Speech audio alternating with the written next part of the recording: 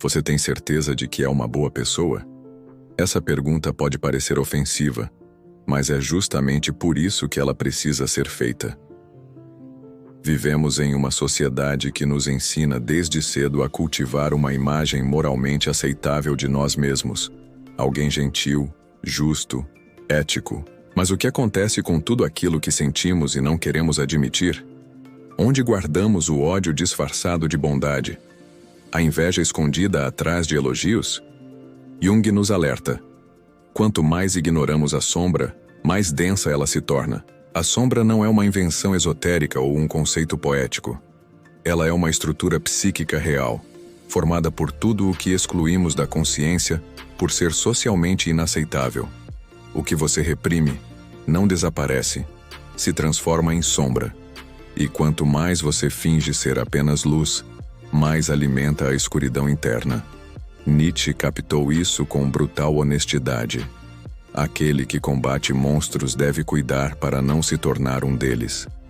Quando você nega sua escuridão, você se torna refém dela, e o pior, sem perceber, você acredita que está no controle, mas muitas de suas atitudes nascem daquilo que você se recusa a ver. Um ataque de ciúme irracional, a necessidade de humilhar alguém no trabalho, a sabotagem de um relacionamento. Tudo isso pode ser a sombra agindo por trás da sua moralidade aparente. Não somos apenas vítimas do mundo. Somos cúmplices da dor que nos cerca, quando nos recusamos a olhar para dentro. Você é o que faz, não o que diz que fará, escreveu Carl Jung. A ação revela a verdade que o ego tenta esconder, e é nesse ponto que começamos a entender o real perigo da sombra. Não é ela ser obscura, é você acreditar que ela não existe. O moralismo moderno, cheio de frases prontas sobre empatia e positividade, frequentemente serve para encobrir impulsos destrutivos. Nietzsche chamaria isso de moral de escravo. Uma bondade passiva e ressentida, que odeia tudo que não pode controlar. Mas a verdadeira maturidade exige coragem para confrontar aquilo que nos assusta.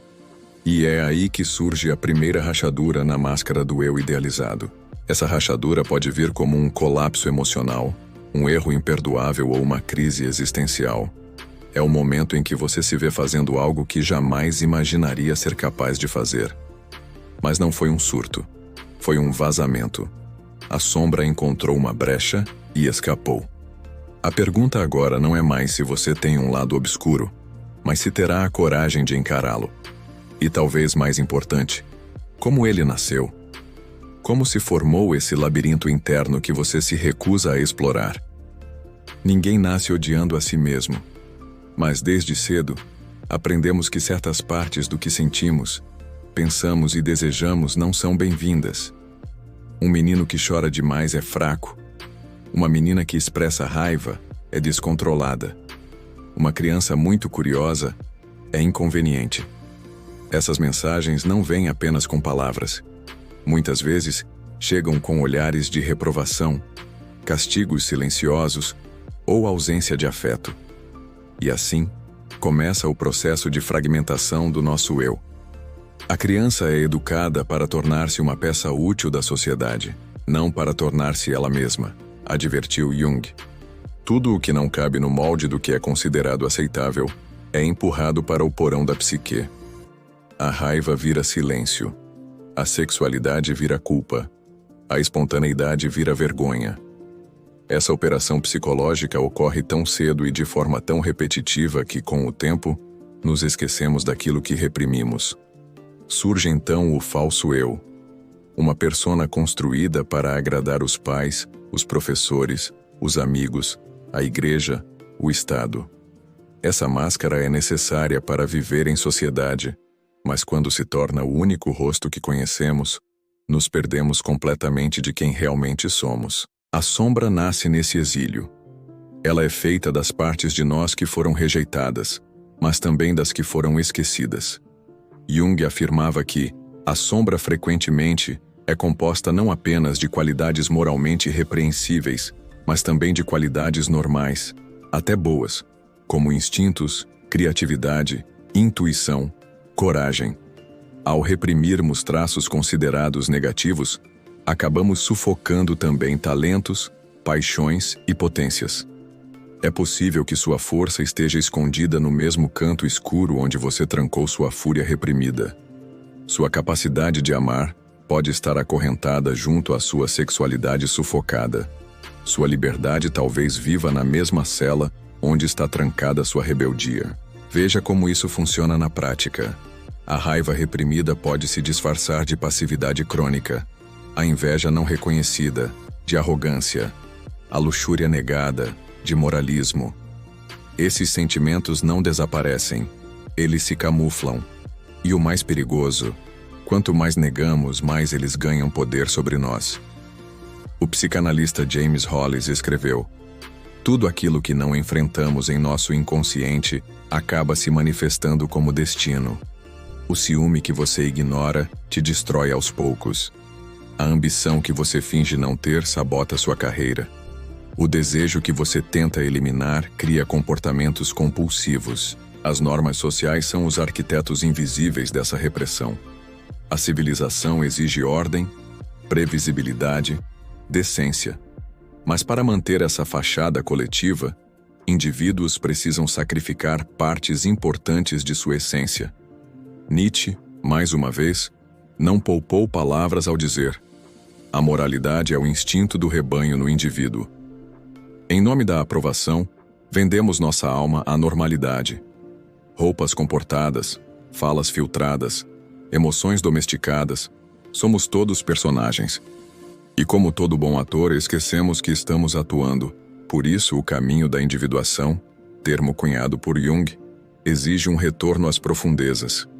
Um mergulho na lama do inconsciente. Não para se perder nela, mas para resgatar o que foi exilado. E esse processo não é bonito. É confuso, doloroso, às vezes aterrorizante. Mas é a única forma de recuperar a inteireza. Quando você enfrenta a sombra, você não se torna uma pessoa melhor no sentido moral. Você se torna alguém mais verdadeiro, mais inteiro. E essa inteireza é justamente o que o mundo mais teme. O que você chama de sua personalidade pode ser apenas o que sobrou depois que o mundo terminou de te moldar. A sombra, por sua vez, é o que você teria sido se não tivesse sido domesticado.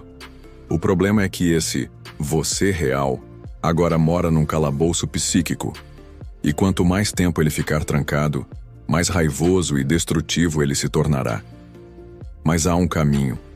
E esse caminho começa com uma escolha: parar de fugir daquilo que dói.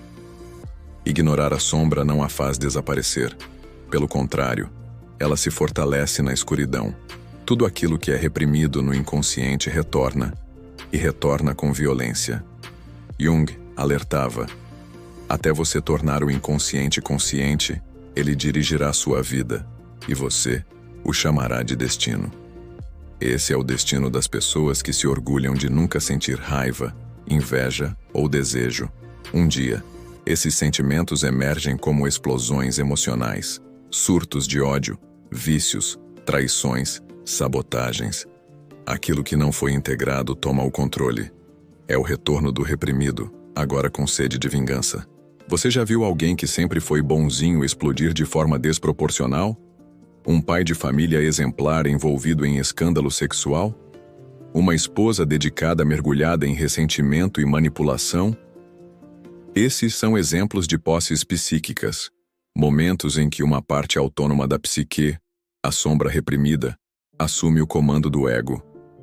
Jung chamava isso de complexos autônomos, forças internas que agem como se fossem outra pessoa, outra vontade.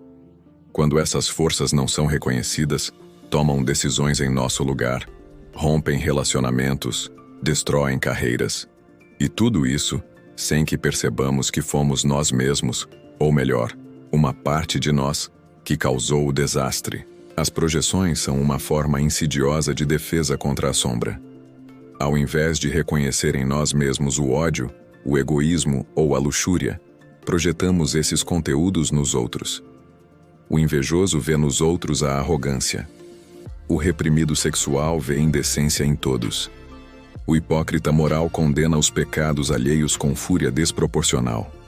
Jung escreveu: tudo o que nos irrita nos outros pode nos levar à compreensão de nós mesmos.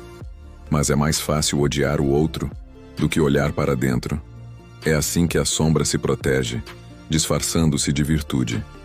E quanto mais alguém se julga bom, mais perigoso pode se tornar.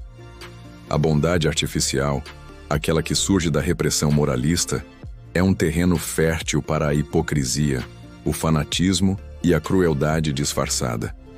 Foi em nome da pureza que muitos cometeram atrocidades. A Inquisição queimou pessoas vivas com um crucifixo na mão. Regimes totalitários perseguiram opositores em nome do bem comum. A sombra coletiva, reprimida por sistemas morais rígidos, irrompeu como barbárie institucionalizada. Como disse Nietzsche, quem combate monstros deve tomar cuidado para não se tornar um. E se você olhar por tempo demais para dentro de um abismo, o abismo olhará de volta para você. A história está repleta de exemplos de sombras não reconhecidas que explodiram em destruição. Adolf Hitler, por exemplo, projetava em minorias tudo o que ele mais temia ou desprezava em si mesmo. Movimentos radicais, tanto de direita quanto de esquerda, nascem da recusa em lidar com a ambivalência humana. Eles querem pureza, perfeição, limpeza moral. E nessa busca, cometem os atos mais impuros, imperfeitos e monstruosos. O terror dos puros de coração é mais letal que o cinismo dos imperfeitos conscientes. Na esfera pessoal, o mesmo padrão se repete. Relacionamentos tóxicos muitas vezes são arenas de sombras projetadas. Um parceiro vê no outro aquilo que se recusa a admitir em si. A dependência emocional, o ciúme doentio, os jogos de poder, todos eles são expressões de conteúdos inconscientes tentando emergir. E quanto mais o ego resiste, mais a sombra luta para se manifestar. Negá-la é como deixar uma panela de pressão no fogo e fingir que não há risco. Mais cedo ou mais tarde, ela explode. A verdadeira maturidade psicológica começa quando paramos de mentir para nós mesmos, quando admitimos que não somos só luz, que há em nós uma raiva antiga, uma inveja silenciosa, um desejo inconfessável. Reconhecer não é o mesmo que agir. O homem que reconhece sua agressividade tem chance de não se tornar violento. Mas o que acredita ser completamente pacífico pode, um dia, cometer atrocidades sem perceber, porque agirá possuído, inconsciente, tomado por aquilo que negou. Aceitar a sombra não significa celebrá-la, mas compreendê-la. Integrá-la não é se entregar à escuridão, mas iluminar o que está oculto. E esse trabalho não é feito por frases motivacionais ou promessas de positividade. Ele exige coragem brutal. Como diria Jung, não se torna iluminado imaginando figuras de luz, mas tornando a escuridão consciente. É nesse ponto que começa a real transformação. Mas há um paradoxo. Quanto mais tentamos controlar ou eliminar a sombra, mais ela se infiltra nos cantos mais profundos do nosso comportamento. A única saída real é o enfrentamento interno, um trabalho solitário, honesto, quase espiritual. E isso nos leva a uma pergunta inevitável. O que exatamente você está projetando nos outros para não ter que olhar para si mesmo? A sombra não deve ser destruída. Ela precisa ser compreendida, acolhida, integrada. Esse é o verdadeiro trabalho da psique madura. Não o de tornar-se bom, mas o de tornar-se inteiro. Carl Jung deixou isso claro ao afirmar: prefiro ser inteiro a ser bom. A ideia de purificação moral é uma ilusão perigosa.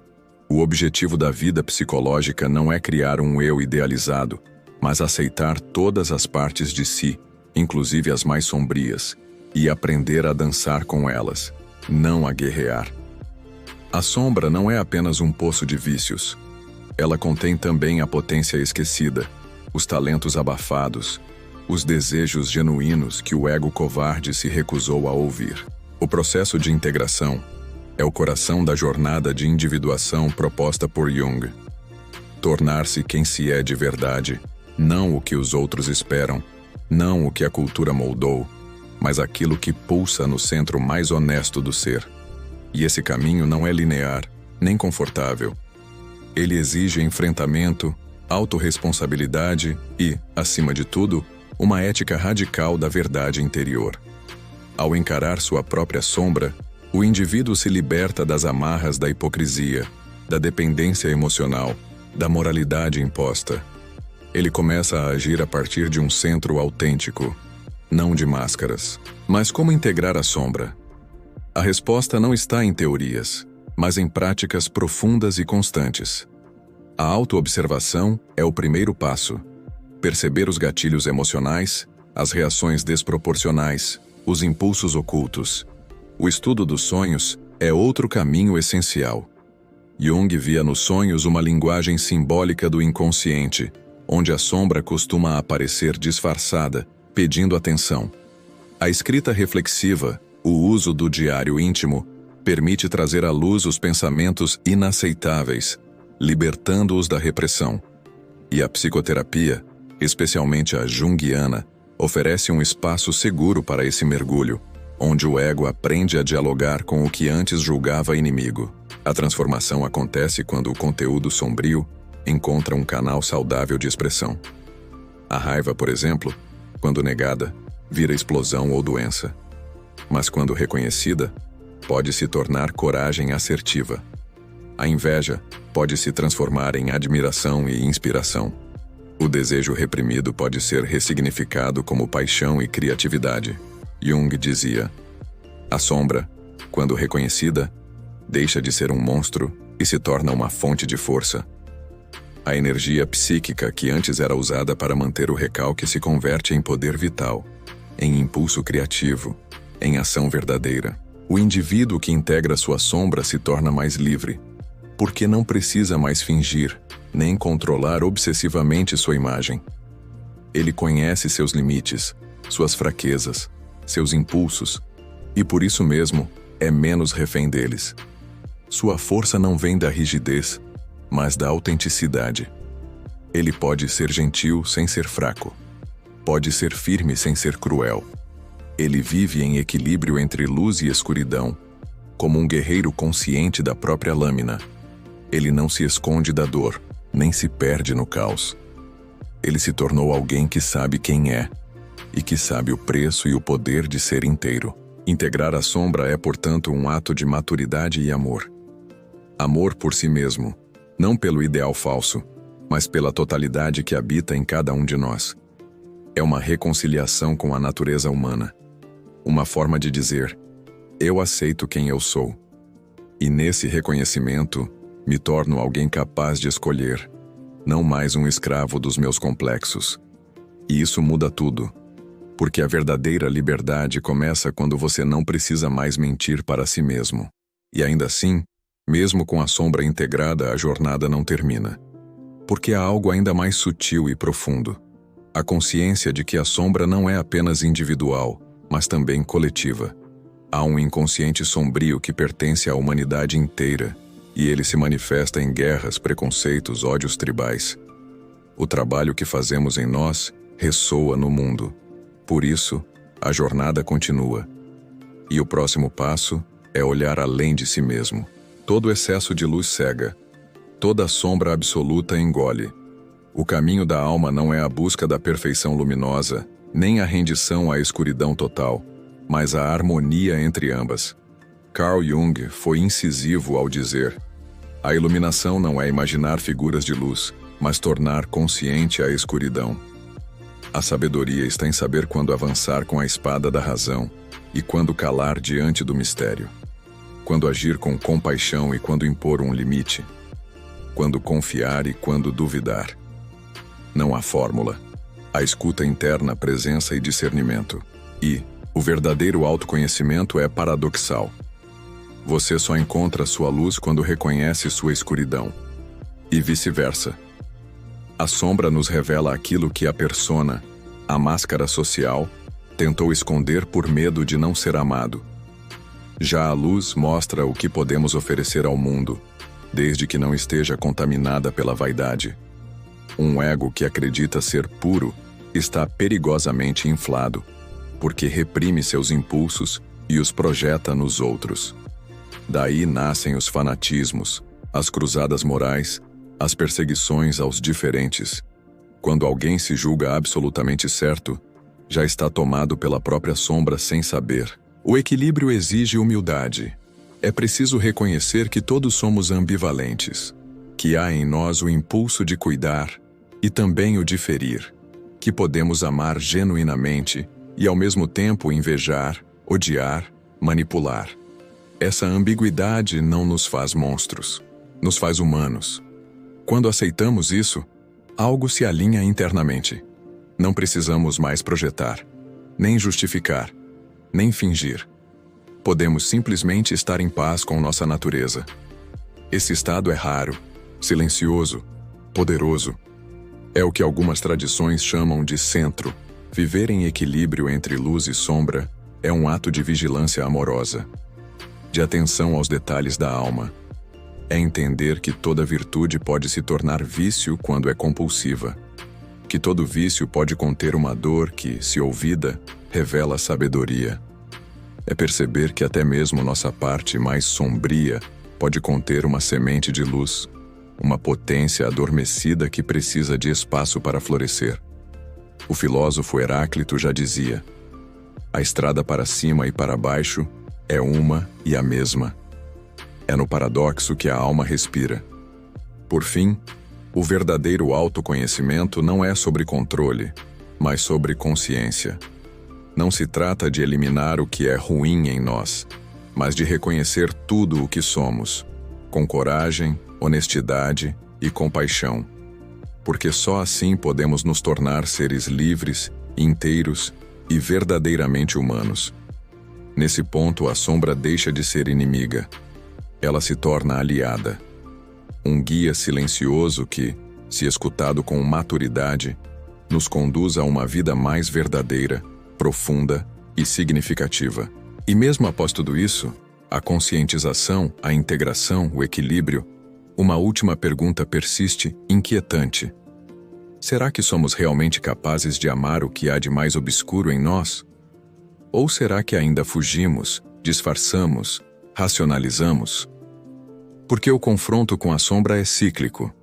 Ela muda de forma, se adapta, ressurge quando menos esperamos. Talvez a pergunta mais honesta não seja como vencer a sombra, mas como conviver com ela sem deixar de ser quem somos. No fim de tudo, talvez o maior engano da alma humana seja tentar vencer a si mesma, como se a escuridão interna fosse um inimigo a ser eliminado, e não um aspecto essencial da própria existência. Ao longo desse mergulho, vimos que a sombra não é um acidente. Ela é um reflexo, um espelho escuro que revela tudo o que tentamos esquecer. Nossos impulsos, traumas, dores, desejos, dons enterrados e verdades que não ousamos encarar. Mas negar isso é negar a si mesmo. Carl Jung nos alertou. Aquele que olha para fora sonha. Aquele que olha para dentro desperta. E despertar não é um momento de glória. É um processo árduo. Envolve cair, quebrar, duvidar de tudo, olhar para feridas abertas com honestidade brutal. Requer coragem para abandonar máscaras, romper padrões, abrir mão da ideia de pureza e aceitar que dentro de nós existe tanto luz quanto caos. E que só há real liberdade quando paramos de fingir que somos apenas um dos dois. A sombra não desaparece. Ela caminha ao nosso lado. E quanto mais negada, mais força ela ganha. Mas quando reconhecida e integrada, ela se torna fonte de poder autêntico. Aquela raiva negada vira coragem. A inveja contida vira admiração e inspiração. O medo se transforma em intuição afiada. A dor encontra sentido. É aí que deixamos de viver como fragmentos e nos tornamos inteiros, não perfeitos, mas humanos, plenos, presentes. Nietzsche, que entendia como poucos o abismo da alma, escreveu: você precisa ter caos dentro de si para dar à luz uma estrela dançante. Talvez esse seja o verdadeiro propósito da sombra. Não nos destruir, mas nos revelar. Mostrar onde estamos dormindo onde estamos mentindo para nós mesmos. Mostrar o caminho de volta ao centro, ao lugar onde não precisamos mais esconder quem somos. Porque no fim, o que mais assusta não é a sombra em si. É o que ela exige de nós: responsabilidade, maturidade, verdade e coragem para olhar no espelho sem desviar os olhos. Quando aceitamos esse chamado, algo muda para sempre. A jornada para fora termina. A jornada para dentro começa. E com ela, a liberdade silenciosa de quem, finalmente, não teme mais a própria escuridão.